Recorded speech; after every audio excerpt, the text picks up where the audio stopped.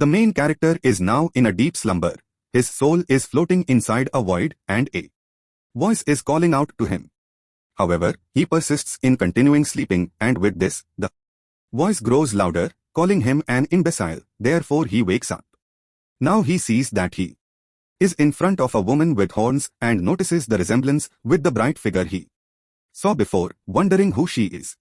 He asks, so she introduced herself to be the goddess of the goblins. Hearing her status, he noticed that she looks similar to what he saw inside the elder's house. Now he knows that even low-ranking monster tribes have their own deity. However, this particular god does not seem godly at all. In fact, she looks like a sexy older lady.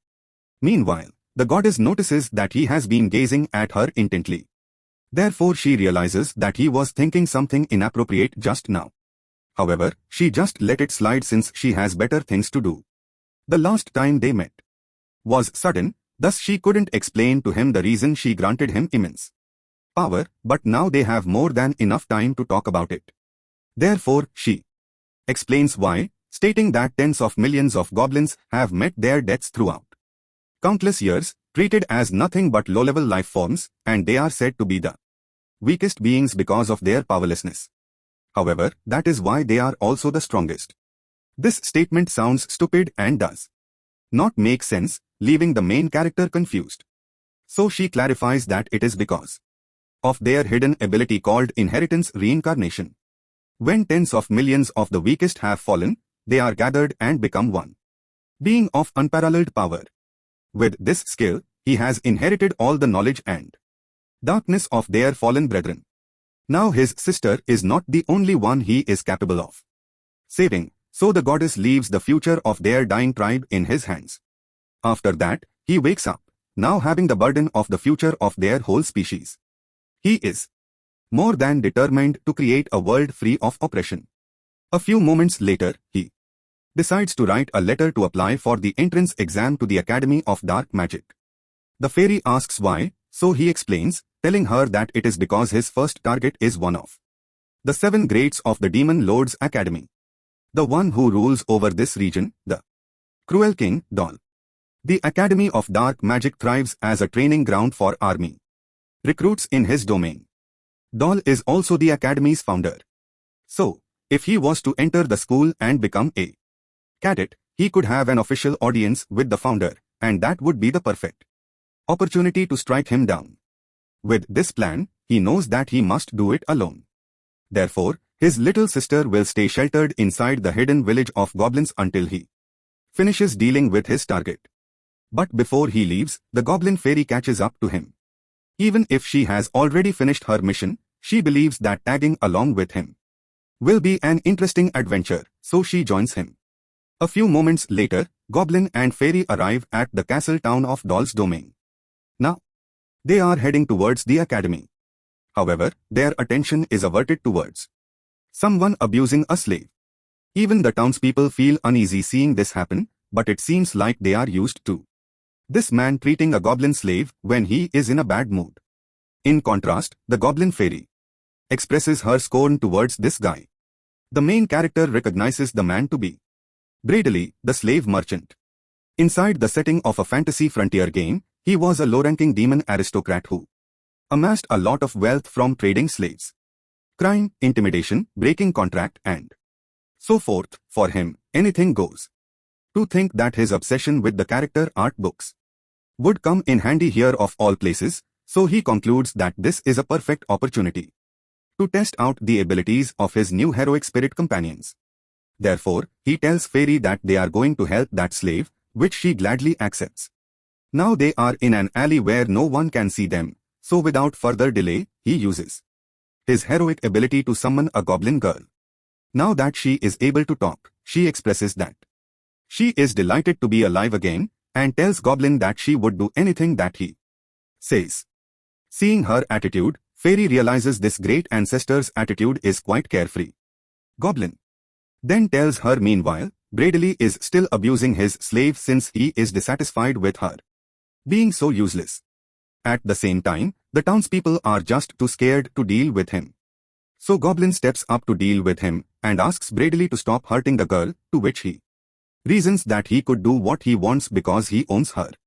Instead of throwing hands, Goblin was smart enough not to gain too much attention towards him, so Goblin asked if he was sure about that no matter what the cost was, too. Which Bradley exclaimed that, of course, he was. Hearing that Bradley was so sure about his decision, Goblin was delighted to suggest something he knew Bradley entirely, so he told him that he would pay for the girl not at 100 times the original price wants to buy may have been cheap, but it still cost 30 gold coins, so he will pay 100 times that amount, to which he tells him that he is serious by showing him the funds he prepared. Seeing all the bag of gold coins made his eyes glisten with excitement, so before he could take it, Bradley asked again if he was sure, so when Goblin replied that he was, Bradley did not hesitate to grab all the gold coins in front of him and tell Goblin that there is no refund in their transactions.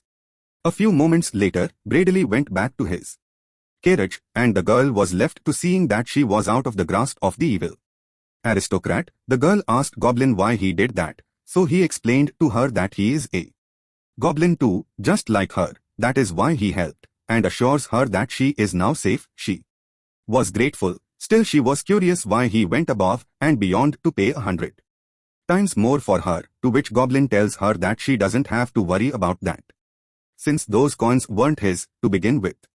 Before he went and interacted with Bradley, Goblin knows that Bradley always keeps a large stash of gold coins in a safe inside his wagon for transactions. He knew this thanks to his game knowledge, and because Goblin girl, the heroic spirit he just summoned, has the ability stealth and penetration. He had her sneak into Bradley's wagon just before he started talking to him and steal the gold coins from his safe, stuff them into bags, and then return them to him, outsmarting Bradley in his own game, which Goblin's companion was amazed by it. Goblin then extended his arm to help the girl to stand up, experiencing kindness for the first time.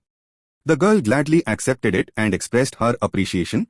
Now that Goblin is going to go take the Academy of Dark Magic's entrance exam, he asks Fairy to guide this girl to the hidden village. After they left, Goblin went straight toward the academy gates. He was sure to get in, since the academy is always accepting new students to train more elites. However, one's abilities must be of exceptional genius in order to enroll. By that same coin, even a low-level monster can enroll if they possess the necessary skills, and if he becomes an elite cadet here, he will be closer to his goal than ever, and that is to take down one of the Great Seven. Now that he was inside the academy, he noticed that all the applicants for the entrance exam were lining up, so he just did the same. Unexpectedly, someone tapped him on the shoulder for his attention. Turning around, he saw a blonde girl who seemed to be troubled, and now that he was facing her, she immediately asks if he has anything to eat. Furthermore, she even has the audacity to tell him that she preferred something sweet. The kind goblin that he is, he didn't even ask her, and went straight to look at his pouch, taking out a small bag of chocolate. Seeing that it was handmade by his sister, he hesitated to give it, but before he could even do anything, the blonde girl quickly snatched it from his hands, eating it whole, catching him off guard. While the blonde girl was grateful about his kindness for giving her something to eat, since she got really hungry all of a sudden when she gets stressed out, which gave her an inner darkness deficiency. But before she could finish explaining her circumstances, she noticed that the goblin in front of her was not happy as she was. Realizing what she did, she immediately apologized to him for taking something so precious, to which he expressed his scorn, while explaining to her that it is not that it was precious per se, but his sister put a lot of effort into making it for him, and it probably took quite a lot of time as well by the looks of it, and she will probably ask him what he thought about them. So now he is wondering what he should say to her, seeing that he was quite upset. So as an apology, she assures him that she will make sure to return the favor. She then introduced herself as Letty, and then asks for his name too, which he told her that he didn't have a name because, for some reason, his name was the one thing he couldn't remember, and since the only ones who didn't have names are low-class monsters or slaves, he assumes that she would probably look down on him, but to his surprise, she gleefully suggests giving him a name, and before he can say something, she starts to think hard about what his name would be, and since she sees